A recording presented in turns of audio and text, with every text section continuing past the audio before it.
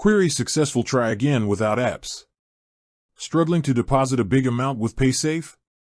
Are you confused about why your transaction might have been blocked?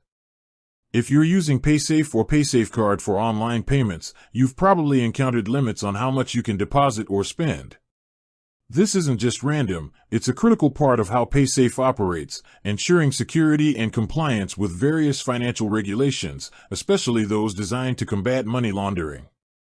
So, let's break down the two key areas where limits come into play: deposits and overall usage. First, deposits.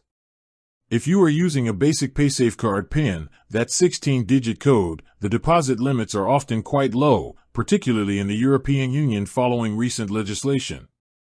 For example, a single PIN deposit might be capped at around €50. This low cap is a major security feature for an unverified, prepaid voucher. However, Paysafe is designed to scale with you. If you want to deposit more, the solution is simple: get a MyPaysafe account. Creating a MyPaysafe account and then fully verifying your identity is the single biggest factor in increasing your limits. Once verified, your daily, monthly, and even annual deposit limits jump significantly. You can combine multiple PINs into one account balance, allowing for much larger single transactions, sometimes up to $1,000 or more, depending on your region and the merchant. Now, let's look at usage limits and restrictions.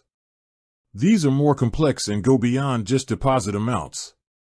Paysafe often has what are called rolling limits, meaning they reset over a period of time, like a calendar day or a month.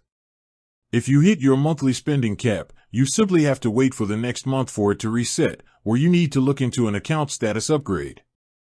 Beyond the money limits, certain restrictions can stop your transactions entirely.